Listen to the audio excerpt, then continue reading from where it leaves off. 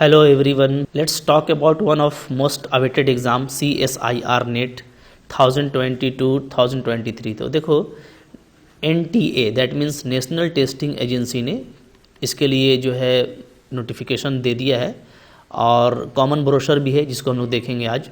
Okay तो ये देखो काफ़ी फेवरेट एग्ज़ाम होता है साइंस के बच्चों का। अगर आप साइंस में स्पेशली अगर आप नेट देना चाहते हो तो after post graduation after PG अगर आपने 55% के साथ में किया हुआ है, जनरल के लिए 55% कम से कम है कि वो इसमें पीजी हो और एसटीएससी के लिए 50% ही है। तो अगर आपने इसमें पोस्ट ग्रेजुएशन किया हुआ है, आपका 55% ग्रेजुएशन में भी था, तो आप इस एग्ज़ाम को दे सकते हो and it is one of very favourite exam for the science student. अगर आप अपना mathematical science, physical science, chemical science का कॉन्सेप्ट कंटेंट क्लैरिटी चेकआउट करना चाहते हो, कॉन्फिडेंस चेक करना चाहते हो तो बहुत ही अच्छा एग्ज़ाम है, ज़रूर देना चाहिए। काफ़ी मज़ा आता है इसका एग्ज़ाम देने में। तो ये देखो CBT बेस्ड होता है, हम लोग पूरा बात करेंगे इसका। ये कॉमन ब्रोशर है, इस पर भी हम लोग देखेंगे और सारे क्वेश्चन आपके MCQs आते हैं। और इसके थ्रू आपको बेनिफिट क्या मिलता है? आपको ये मिलता है कि आप जूनियर रिसर्च फेलोशिप ले सकते हो, जिससे आप फिर फ्यूचर में रिसर्च कर पाओगे। राइट, इसके बाद तो रिसर्च का ये आपको बहुत ही अच्छा अपॉर्चुनिटी देता है फ्रॉम IITs। आप वहाँ से रिसर्च कर सकते हो विद द फेलोशिप। ठीक है, आपको उसके लिए पैसा देती है सरकार, रिसर्च भी आप करते हो और काफ़ी ब्राइट फ्यूचर है उसके बाद तो फिर क्या कहना। और डेफिनेटली इसके साथ आप लेक्चरशिप के लिए भी जो है आप एलिजिबल हो जाते हो। तो फॉर द लेक्चरशिप आपको नेट काफ़ी ज़रूरी है। तो अगर आप चाहते हो कि आप लेक्चरशिप की तरफ जाओ तो it is one of best platform for you. तो चलो देखते हैं, ये तो मैंडेटरी है इसमें पास करना कि आप इसके बाद ही लेक्चरशिप में जा पाओगे। तो वन बाय वन बात कर लेंगे क्या डेट है एग्ज़ाम का। ठीक है, और चूँकि ये कॉमन ब्रोशर है 2022-2023 का एक साथ निकाला गया है, तो आपको पता है कि एक साल में ये 2 बार कंडक्ट होता है ये एग्ज़ाम, बट इन दोनों को मिला के एक बार निकाला गया है। ठीक है, देख लेते हैं वन बाय वन डिटेल इसका पूरा। तो देखो ये इसका कॉमन ब्रोशर है, ये आप इसको डाउनलोड भी कर पाओगे। तो इसका जो फॉर्म होगा वो ऑनलाइन होगा। हम लोग उसको देख लेते हैं क्या क्या यहाँ पे उसका डिटेल है। तो देखो आप देख सकते हो important information and dates at a glance. तो यहाँ पे हम लोग देखेंगे कि जो ऑनलाइन रजिस्ट्रेशन है वो आपका कब से कब तक चलेगा जी। तो आप देख सकते हो कि 10 तारीख से लेकर के 10 मार्च से लेकर के 4 अप्रैल तक। ठीक है, 5 बजे तक का टाइम है। यहाँ तक आप इसको अप्लाई कर सकते हो ऑनलाइन। कहाँ से ऑनलाइन होगा? तो इसके लिए ये वेबसाइट है, देख पा रहे हो आप। राइट, इसके थ्रू आपको जाना है। इसको आप अच्छे से देख लो, ये वाला ये वेबसाइट https ठीक है csirnet.nta.nic.in यहाँ पे हो जाएगा। लास्ट डेट क्या है सक्सेसफुल ट्रांजेक्शन का? चूँकि फ़ीस का ऑनलाइन ही पे हो जाता है तो 10 अप्रैल तक ही फ़ी आपका पे हो जाना चाहिए अप टू 11:50 PM। ओके चलो, काफ़ी सिंपल होता है, ऑनलाइन अप्लाई कर पाओगे आप और फ़ी भी दे पाओगे। अब तो ऑनलाइन करने में आप माहिर हो चुके हैं तो इसलिए कोई इशू नहीं है। अब देखिए यहाँ पे जो फ़ीस है वो ये है, जनरल कैटेगरी के लिए 1100 रुपया, OBC नॉन क्रीमी लेयर और EWS के लिए 550, STC के लिए 275, थर्ड जेंडर के लिए 275 और PWD को कुछ भी पैसा नहीं देना पड़ता। ठीक है, तो ये सारा है और ये आप जो है गेटवे पेमेंट गेटवे से ऑनलाइन कर पाएंगे through debit card, credit card, UPI या internet banking, any of the payment gateway either from SBI और ICICI बैंक। ओके क्लियर है? तो चलो ये सब बातें हो गई, अब डिटेल देख सकते हो। जो ऊपर मैंने आपको वेबसाइट दिखाया, इसी वेबसाइट पे जाकर के आप इसका ये पूरा ब्रोशर भी डाउनलोड कर सकते हैं, आपको वहाँ पे ये मिल जाएगा। अब देखो यहाँ पे जो इम्पॉर्टेंट डेट्स है तो वो ये है कि पहले तो सब कुछ करने के बाद जो करेक्शन का टाइम मिलेगा, अगर कुछ आपसे मिस्टेक होता है तो आप इस डेट में करेक्शन कर पाओगे। राइट, देखो बताया जा रहा है कि CBT लेवल पे ये एग्ज़ाम होगा। आपको एडमिट कार्ड कब से मिलेगा वो आपको इन्फॉर्म कर दिया जाएगा वेबसाइट पे। CBT बेस्ड ये टेस्ट है। ठीक है, सारे क्वेश्चन ऑब्जेक्टिव आते हैं। 180 मिनट का 3 घंटे का एग्ज़ाम होता है।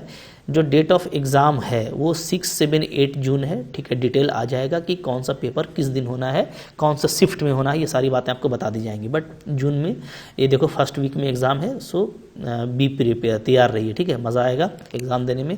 अब देखिए वेबसाइट है, अगेन इस वेबसाइट को आप देख करके ये ब्रोशर वगैरह डाउनलोड कर सकते हो। राइट, ये हो गया जी। जब आप ऑनलाइन करोगे ना, तो ऑनलाइन करने का पूरा प्रोसेस यहाँ पे देखो नीचे दे रखा है कि आप ऑनलाइन कैसे कर सकते हैं, ठीक है।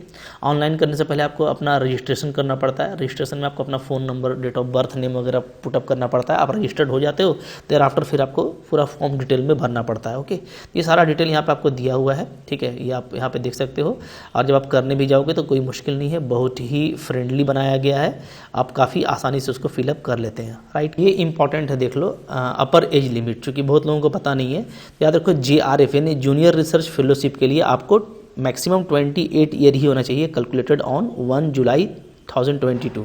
ये आपका अपर एज है, ठीक है। और OBC के लिए इसमें 3 साल का रिलैक्सेशन है, आप देख पा रहे हो। तो इन्हीं को इतना ही में आपको JRF मिलेगा। इसके बाद हाँ, अगर आप असिस्टेंट प्रोफेसर के लिए, लेक्चरशिप के लिए अप्लाई कर रहे हो तो नो अपर एज लिमिट, आप कितना भी एज तक दे सकते हो, ये इसका एक एक्स्ट्रा बेनिफिट है।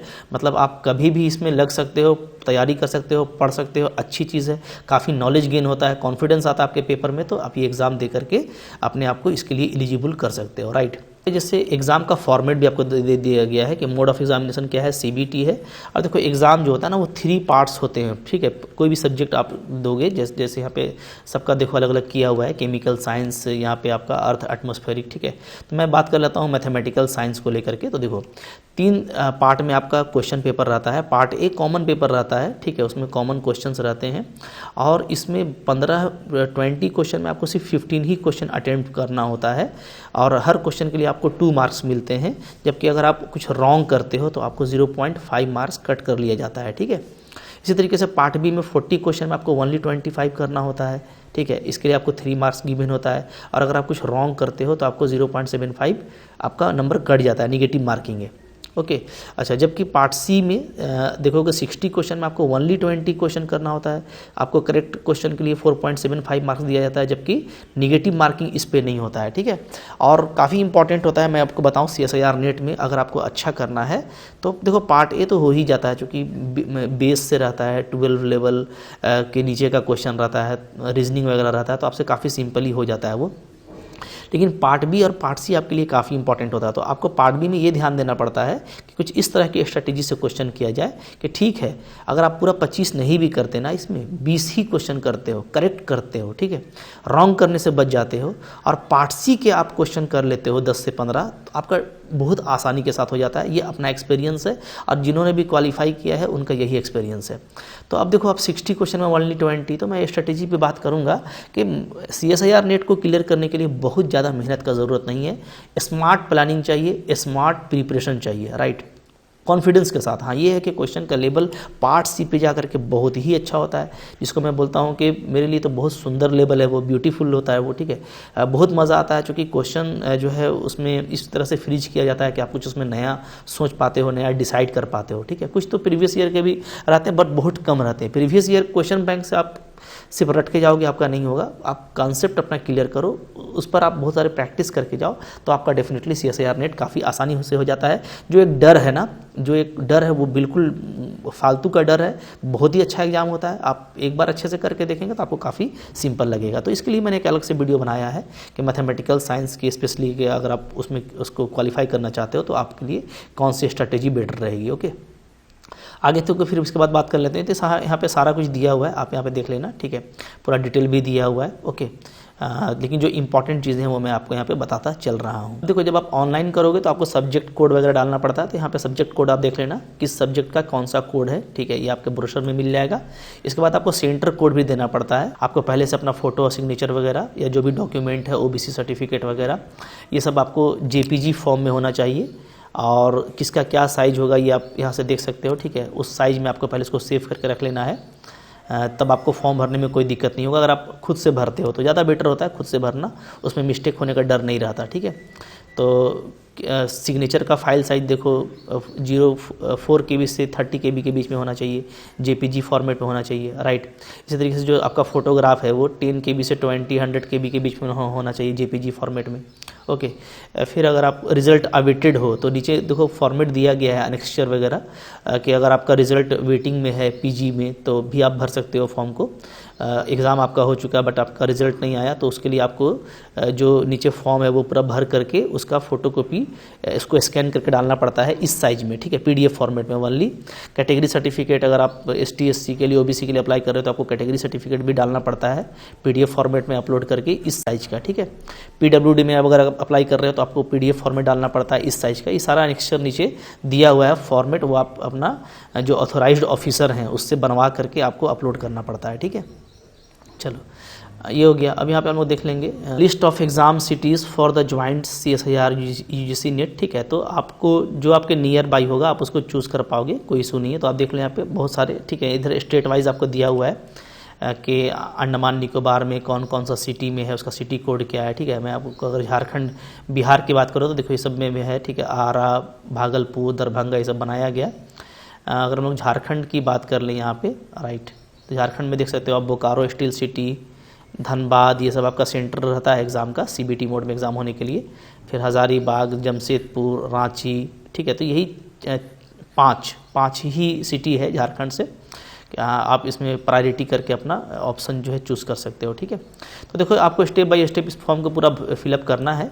पहले अपना रजिस्ट्रेशन कर लेना है, फिर सारे डिटेल के साथ में आपको अपने सिग्नेचर अपलोड और अपना फ़ोटो अपलोड करके और जो भी डॉक्यूमेंट्स हैं, जनरल में है तो जनरल के लिए सिर्फ आपको अपना फ़ोटो और सिग्नेचर ही अपलोड करना पड़ता है। और अगर आप किसी कास्ट के लिए अप्लाई कर रहे हो, ठीक है, या किसी स्पेशल केस में कर रहे हो तो मैंने आपको जैसा बताया तो उसमें आपको अपडेट करना पड़ता है। अब रहा है, देखिए यहाँ पे जो एनेक्सचर दिया हुआ है उसको भी हम लोग देख लेते हैं।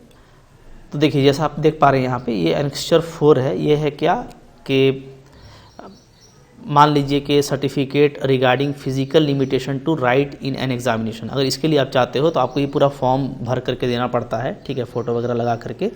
और ये जो अथॉरिटी है, ठीक है, जो भी अथॉरिटी यहाँ पे दिया हुआ है उसका साइन सिग्नेचर के साथ आपको ये PDF निकाल करके इसी को स्कैन करके डालना है, ठीक है। अगर आप letter of undertaking for using on scribe अगर ये आप चाहते हो, ठीक है, तो इसके लिए आपको ये पूरा फॉर्म भरना पड़ेगा। ये फॉर्म आपको, ठीक है, अपलोड करना पड़ेगा। और आप देखोगे ये नेक्चर है, ठीक है, certificate to person with specified disability covered under the definition of section 2। तो डिसेबल वाला कंडीशन में, ठीक है, RPWD वाले कंडीशन में आपको ये वाला जो है पूरा PDF निकाल के इसको स्कैन करके डालना पड़ता है, ठीक है। अच्छा, ये भी देखो स्पेसिफाइड डिसेबिलिटी वाला फॉर्म है। ये सारा फॉर्म आपको PDF में मिल जाएगा, ये आप डाउनलोड करके काम कर लेना। अब ये देखो अगर रिज़ल्ट आपका अवेटेड है तो आपको ये पूरा फॉर्म भरना पड़ता है। ये फॉर्म आपको अटैच करना पड़ता है, इसका स्कैन कॉपी, ठीक है। फिर ये देखिए OBC काफ़ी इंपॉर्टेंट हो जाता है। अगर आप OBC सर्टिफिकेट है तो OBC में बिलोंग करते हैं तो आपको ये पूरा जो है फिलअप करके अच्छे से, और जो अथॉरिटी है, ठीक है, डिस्ट्रिक्ट मजिस्ट्रेट या डिप्टी कमिश्नर, ठीक है, या एनी SDO से भी आप ले सकते हैं। तो ये जो है आपको फिर पूरा फिलअप करके आपको अच्छे से लगाना पड़ेगा स्कैन करके, राइट। फिर यहाँ पे देखो SC ST के लिए ये पूरा फॉर्मेट है, इसको आपको भर करके लगाना पड़ेगा। ये EWS के लिए ये सर्टिफिकेट आपको लगाना पड़ेगा, ठीक है। तो ये सारा जो आपको ज़रूरत हो, ठीक है, वो भी आपको लगाना है। ये भी आप देख सकते हो, ठीक है। तो ये एफिडेविट आ गया for single girl child, okay. तो ये सब आप देख सकते हैं, ठीक है। तो इसको आप पूरा डिटेल में भी देख लेना कि इसका क्या फ़ायदा वगैरह है। लेकिन जो जनरल बातें हैं मैंने वो बता दिया यहाँ पे जो इंपॉर्टेंट है, ठीक है। बाकी सारी बातें बहुत इजी हैं, आप बस रजिस्ट्रेशन करना और फॉर्म को आप अप्लाई कर लेना। तो देखो एक अच्छा एग्ज़ाम है, ठीक है। टाइम के अंदर आपको इसको ज़रूर ऑनलाइन करना चाहिए। कभी नहीं दिया तो बगैर डरे एक बार एग्ज़ाम दे करके देखिए, कुछ प्रिपरेशन करके जाइए। जो प्रिपरेशन किए हैं उसी को जा करके एग्ज़ाम में अटैम्प्ट कीजिएगा, देखिए काफ़ी मज़ा आएगा, ठीक है, इंटरेस्ट आ जाएगा। तो अगर इस बार नहीं भी तो अगले बार आप इसको ज़रूर क्लियर कर पाओगे। ये हर साल एग्ज़ाम 2 बार होता है, ठीक है, और काफ़ी अच्छा एग्ज़ाम होता है। मैं आपको सजेस्ट करूंगा कि आपको ये एग्ज़ाम देना चाहिए for confidence in your knowledge, ठीक है। और आगे बढ़ने का हमेशा एक होना ही चाहिए कि हमको हमेशा आगे बढ़ना है, तो डेफिनेटली ये आगे बढ़ने का एक अच्छा रास्ता है। तो चलो कोई और अपडेट होगा तो मैं आपको बताता रहूँगा। आई होप आपको ये इन्फॉर्मेशन अच्छा लगा लाइक कीजिएगा, चैनल पे नए हैं सब्सक्राइब कीजिए। और अगर आप स्पेशली मैथमेटिक्स में अपना लाइव बनाना चाहते हैं तो मैथमेटिक्स के लिए काफ़ी अच्छा ये मेरा यूट्यूब चैनल है। PGT TGT भी मैं हैंडल करता हूँ, ठीक है। तो आप PGT TGT की तैयारी भी कर रहे हो तो मेरे लिए आप मेरा एप्लीकेशन डाउनलोड कर सकते हो। एप्लीकेशन का लिंक आपको डिस्क्रिप्शन बॉक्स में मिल जाएगा, ठीक है। Thank you very much.